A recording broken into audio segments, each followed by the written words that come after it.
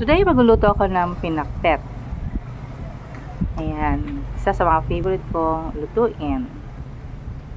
Siyempre, unahin natin ang paggisa ng bawang at sibuyas. And then, pag medyo brown na siya, saka natin ilalagay ang baboy. Ayan, gisa-gisahin natin. Takpan na muna natin para mabilis siyang maluto. Pag medyo brown na siya, saka natin ilagay ang ating bagoong alamang. Takpan hanggang sa ito ay medyo kumulo. Saka natin lagyan ng 1 tasa ng tubig. Takpan natin uli. Hayaan natin lumambot ang baboy.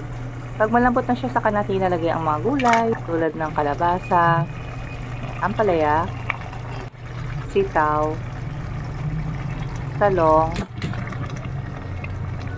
at okra.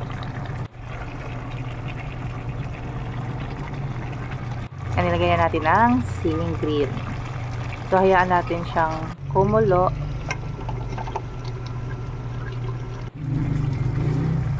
Lagyan na natin siya ng pampalasa, tulad ng betchin at paminta.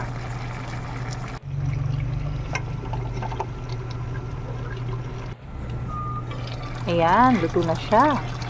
Pwede natin siyang i-serve. Ito ang aking version ng pinakbet. Tara, kain tayo! Thank you for watching.